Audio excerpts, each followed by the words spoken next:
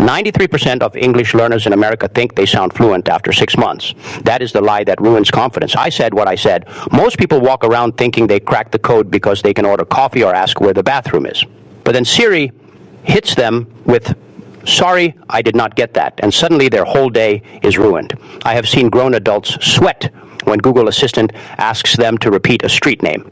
That is the gap we are fixing today on Bright English. This is not your school textbook lesson. This is the real stuff, the stuff nobody told you about speaking English in the United States, the stuff that makes Americans go, "Wait, you are not from here, but you sound like you could be my neighbor."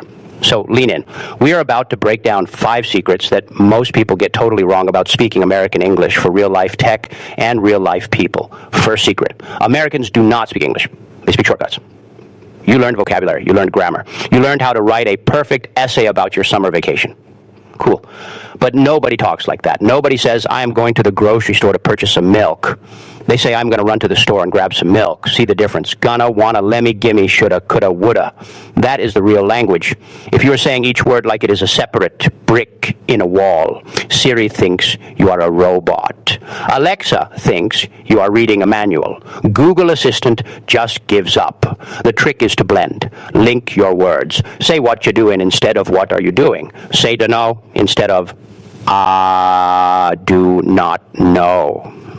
When you start mushing words together, suddenly the tech understands you better, and real Americans stop asking you to repeat yourself every 2 seconds. Second secret: your accent is not the problem. Your rhythm is. People spend thousands on accent reduction and still sound off. Why? Because American English is not about sounding like a newscaster from the 1950s. It is about stress. It is about music. Think of it like a song. Americans punch certain words and swallow others. They go, "I want a burger," not "I want a burger," with every word given the same energy. The important words get loud. The little words get lazy.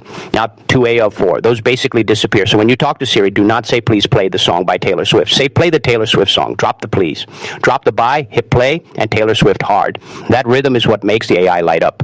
It is also what makes your Uber driver understand your address the first time. Third secret: slang is not optional. It is the handshake. You can know every grammar rule in the book and still sound like you just landed yesterday. Americans bond through slang. It is how we know you are in the club. If you say, "I am very tired," you are correct. If you say, "I am dead," you are American. If you say that movie was not good, you are correct. If you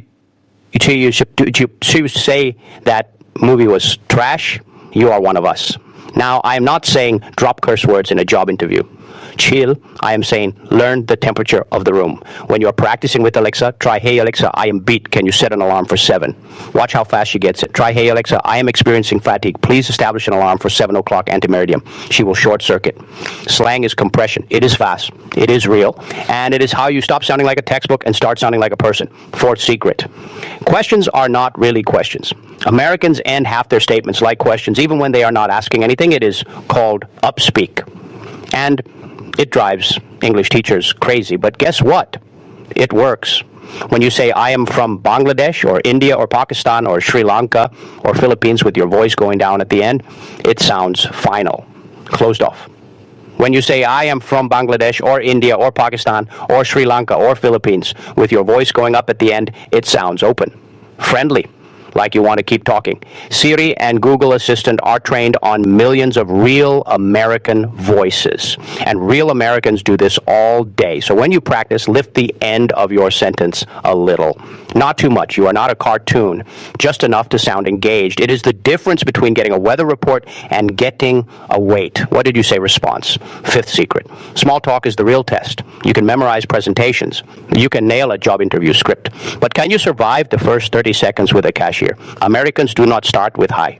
They start with "how is it going?" And they do not want your life story. They want good "how are you?" They want not bad "you." That is it. That is the whole dance. If you try to answer that question with the paragraph, you failed the vibe check. Practice this with Siri. Say, "Hey Siri, how is it going?" See what she says. Then reply with "not much you." And that call and response is the foundation of sounding natural. If you can small talk, you can anything talk. Now let me give you a relatable analogy, because I know this feels like a lot. Learning American English is like learning to cook a burger. In school, you learned the ingredients. You know what lettuce is. You know what a bun is. You know what beef is. That is grammar and vocab. But in America, nobody eats a deconstructed burger. They want it all smashed together with sauce dripping down the sides. The rhythm is the grill heat. The slang is the secret sauce. The shortcuts are how you flip it without it falling apart. If you serve a raw onion and a cold patty and a dry bun on separate plates, people will be polite, but they will not come back for seconds. Blend it, make it messy, make it taste like home. That is what Siri is hungry for. And here is the personal stake. I get messages every day from folks in Dhaka, Kolkata, Bombay, Delhi, Islamabad, and Lahore saying, brother, I know English, but Americans do not understand me. I failed my visa interview. I froze when the drive-thru asked me to repeat my order. That hurts. Because you are smart. You are hardworking. The problem is nobody taught you the cheat codes. The schools taught you the Queen's English. But you are not trying to have tea with the Queen. You are trying to ask Alexa to turn off the lights without her saying, I found several devices named lights. You are trying to tell Google Maps to take you to the nearest taco truck without ending up in a different state. This is about your life getting easier. This is about confidence. So here is the recap without the boring bullet points. Stop speaking word by word. Start blending like you are making a smoothie. Stop stressing every syllable. Start making music with your sentences. Stop avoiding slang. Start using the words that real people use when they are tired and hungry and in a hurry. Stop talking down at the end of every sentence. Lift it up and keep it open. Stop treating small talk like a test. Treat it like a high five. Now, go practice. Open your phone. Say, hey Siri in your best American rhythm. Say, Alexa, play something chill. I am beat. Say, hey Google, where's the nearest place to grab a bite? If it works, you are on the right track. If it does not, go back and add more music to your voice. Add more gonna and wanna. Add more dead instead of tired. You will feel silly at first. You will feel like you are faking it. Good. Fake it till Siri makes it. That is the process. I want you to try this for 1 week. Talk to your voice assistant every single day. Not just commands. Have a convo. Ask it how it is doing. Tell it you are bored. Ask it to tell you a joke. The more you play, the more your brain stops translating and starts reacting. That is fluency.